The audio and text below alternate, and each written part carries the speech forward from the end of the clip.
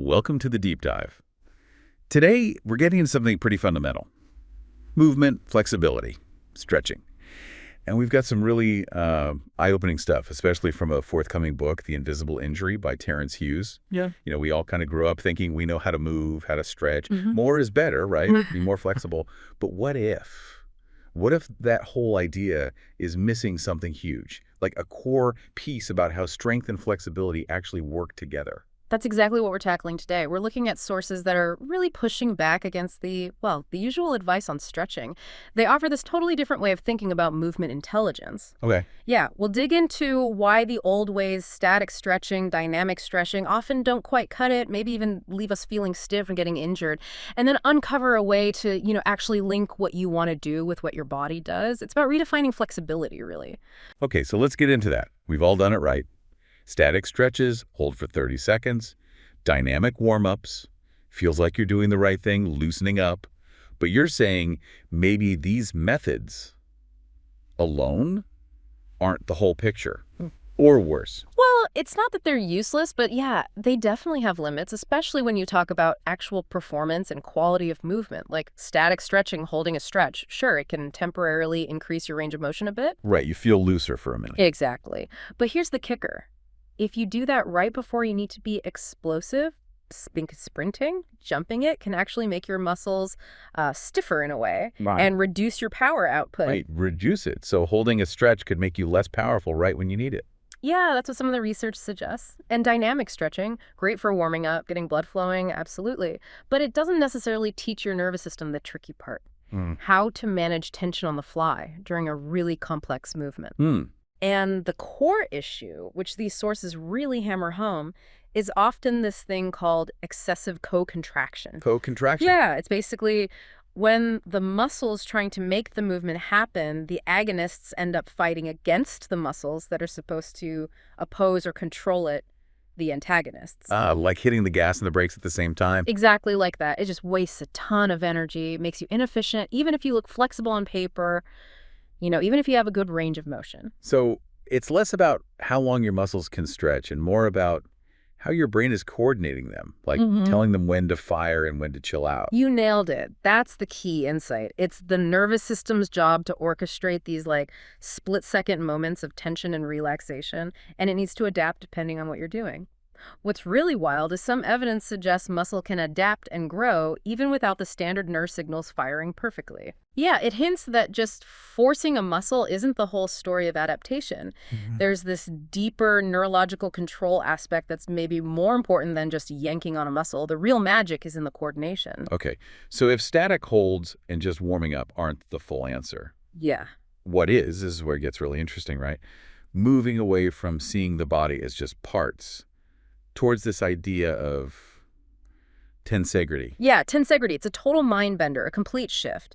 The old way, the reductionist view, kind of looks at muscles and joints like they're separate pieces in a machine. Like Lego bricks. Kind of, yeah. Like trying to understand a car by just looking at the bolts, It misses how everything is connected, especially through fascia, that amazing web of connective tissue that wraps around everything in your body. Okay, so tensegrity sees it differently. Totally differently. It sees the body as this continuous, interconnected structure. Think of it like one of those cool self-supporting sculptures, where you have cables providing tension and struts providing compression. Muscles and fascia are like the tension cables, bones are the compression struts. And the big takeaway is it's one integrated system. Tension in your shoulder isn't just in your shoulder. It can ripple through and affect how your hip works when you jump, for example. Wow. So my tight neck could actually be messing with my running gait. Yeah. Because it's all linked. It absolutely could. It's all connected. And this model shows why optimal movement needs what's called variable stiffness. Variable stiffness, meaning? Meaning you don't want to be stiff all over or floppy all over. You need both. Some tissues need to tense up, get stiff, to store and release energy, like your Achilles tendon acting like a spring when you jump. Right. But at the exact same time, other muscles need to relax to allow smooth, flowing movement. You see this really clearly when scientists use force plates to analyze jumps. It's this beautiful dance between the nervous system and the joints managing forces.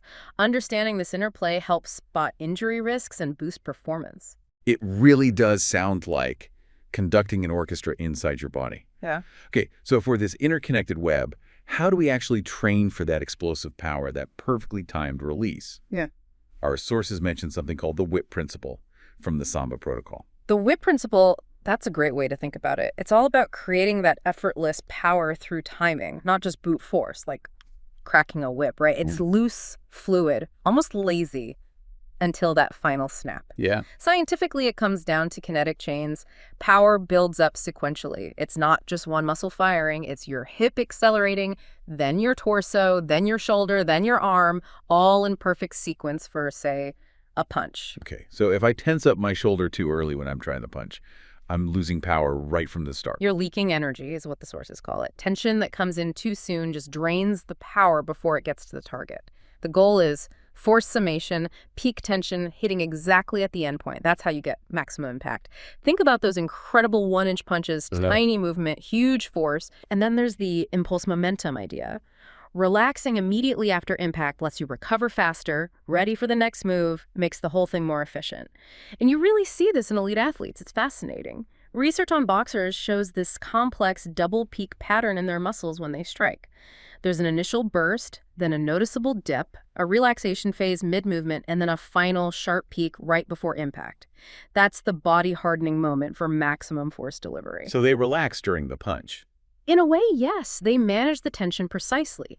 Similar findings in Taekwondo, the top athletes have vastly different muscle timing, much more efficient coordination after impact compared to novices, and this ties right back to tensegrity. Those fascial lines in your body, like the spiral line, act like elastic bands. To use that stored energy effectively, you have to relax during the wind-up, during the loading phase. Okay, this makes so much sense. But what are the downsides then? If being too stiff, having that constant low-level tension is the problem, what does that actually do to us? Performance-wise, injury-wise, it sounds like being relaxed is almost as important as being strong. It's a huge paradox, right? But the science on excessive stiffness and poor neuromuscular control, poor brain-body communication points to real dangers. First off, coordination just goes out the window. How so? Like if you're over gripping with your hands all the time, or you lock up your ribs when you move, you just can't transfer force effectively through your body. It gets stuck. Now, top strength athletes are amazing at activating muscles, no doubt. But what's interesting is that elite athletes across many sports show a higher baseline level of relaxation between bursts of effort. Like that boxer between punches you mentioned. Exactly. Fluid, ready, not locked up. Boxing studies really stress this. Effective striking needs relaxed shoulders that can move freely from the torso. That's where the snap comes from. And this isn't just for elite athletes, right? This impacts everyday stuff and injury risk, too. Oh, absolutely. Think about landing from a jump. If your knees and hips are too stiff, your injury risk skyrockets. Research clearly links a lack of knee bend, that forward-back sagittal plane motion during landing, to serious stuff like ACL tears. Especially if you land with straight, locked knees, the impact just jolts right up. Ouch. Yeah. And look at this statistic. One review found that studies using drop jumps, just stepping off a box, were linked to future injury almost 80% of the time. But counter movement jumps, where you actively dip and spring up, only 8%. That tells you how vital it is to absorb force, to use your body like a spring. Wow, that's a huge difference. It is, and you see issues in young female athletes sometimes where landing mechanics aren't fully developed. Maybe less hip and knee bend, leading to higher impact forces because that neuromuscular control isn't mature yet. Okay, and what about rotational stuff? Yeah. Like golf or throwing or martial arts? Stiffness must kill that. Totally kills it. Smooth rotation needs sequential release, not just clamping everything down. Golf research is clear. You need mobility in your upper back, your thoracic spine, for an efficient swing. If that's locked up, your lower back tries to compensate, you lose power, lose accuracy, you get that weak arm swing, and you risk hurting your back. Makes sense. And finally, looking at muscle activation patterns again, elite strikers consistently show less muscle activity before the impact compared to beginners. Their muscle firing is like a sniper shot, sharp, precise, right at the moment of contact. That efficient tension management, that's mastery. It's not about maximum tension all the time. It's about perfect timing. This is blowing my mind a little. Okay, so the million-dollar question. Yeah. How do we actually train this sophisticated timing, this tension release dance, the Samba protocol you mentioned, if it focuses on rhythm? Rhythm is absolutely the heart of it. The Samba protocol uses rhythm-based explosive movement as its core teaching method. The whole idea is to cultivate that natural flow, that timing first, rather than breaking movements down into tiny, isolated mechanical parts, which can sometimes make things clunky. It's like learning the feel of dancing before you analyze every single step on paper. Okay, so how does the rhythm work? It's built around a simple rhythm framework, a 5-beat pattern, slow, so quick, quick, quick. Think of it like a tempo. Slow, slow, quick, quick, slow. Got it. So the first slow is your prep, your wind-up. The second slow is the loading phase, gathering energy, like drawing back a bowstring. Then quick is the acceleration into the move. The second quick is the impact, the execution, the release. And the final slow is the recovery, resetting smoothly. Okay, so for punch, slow setup, slow load back, quick drive forward, quick hit, slow return to guard. Exactly. Or jump. Slow approach, slow dip down to load, quick drive up, quick takeoff, slow controlled landing, kicking follows suit. Slow chambering the leg, slow targeting, quick snap out, quick contact, slow controlled return. I can almost feel that rhythm. Yeah, and you build on that rhythm. You start with range progression. Small movements first, just feeling the timing, then medium, then large, expanding the motion while keeping the rhythm. And you do the same with force. No force to start, just ghosting the movement. Then whisper level, then conversation level, building up to full force. But, and this is key, the sources say you should be able to shout with the same articulation as whispering, meaning the quality, the rhythm shouldn't break down even at max effort. Okay, maintaining the quality regardless of intensity. And then there's this really unique part, the yawning integration. What's that about? Ah, yes. This is really cool and maybe the most unique element. It uses the natural movement of a yawn, which is technically called pandiculation, as a tool. A yawn, seriously. Yeah, seriously. Think about a real full-body yawn. There's that slow gather of sensation, right? Then a slow build-up of tension as you stretch, reaching a peak. Then a quick, satisfying release and a slow settling back into relaxation. Yeah, okay, I know that feeling. That pattern, slow gather, slow build, quick release, slow settle, is exactly the feeling the Samba protocol aims to teach for explosive movements. So before training, you do this deliberate movement yawn to prime your nervous system for that natural tension release cycle. Wow. And even during training, between sets or reps, you can use quick mini yawns, like a 3-second gather, 2-second peak stretch, 1-second release, just to reset, shake off any accumulating tension, and keep the movement quality high. The protocol also uses various rhythm cues, musical sounds, nature sounds, feeling the rhythm internally to help embed that timing, like long note, drum roll, cymbal crash, fade out. So you're basically learning a movement language based on this inherent rhythm before you layer on the power and speed. That's the philosophy, exactly. The teaching progression reflects that. Weeks 1 and 2 are all about rhythm without force. Everything's at that whisper level, just timing, flow, using those yawning resets constantly. Okay. Weeks 3 and 4, you introduce rhythm with range. Keep the rhythm solid, but gradually move from small to medium to large ranges of motion, still keeping the force minimal. Like whispering, basically. Pretty much. Then weeks 5 and 6, you start the force introduction. Slowly dial up the power, maybe to conversation level. But, and this is crucial if the rhythm starts to break down, if it gets choppy because you're trying too hard. Dial the force back down. Immediately. Back to whisper, reestablish the rhythm, then try again. Rhythm is always king. By week 7 and beyond, it's integration. Full force is possible, but the rhythm should feel automatic by then. And yawning is just this natural tool you use to stay efficient. If problems pop up like jerky movement or force messing up timing, the fix is always go back to less force, less range, find the rhythm again. It sounds incredibly patient, very focused on quality over just muscling through. Beyond the rhythm and yawning, are there other techniques the Samba protocol uses to build this sophisticated tension control? Oh yeah, it's a whole toolkit. Besides the core rhythm work and pandiculation, it incorporates other techniques. Things like eccentric isometric hybrids, think slow lowering movements with deliberate pauses to really fine-tune tension control. Okay. Improvisational drills too, using unpredictable resistance for situations so your body has to learn to adapt its stiffness instantly. There's also breath-driven mobility, using your diaphragm's movement to influence tension patterns, especially around the spine and core.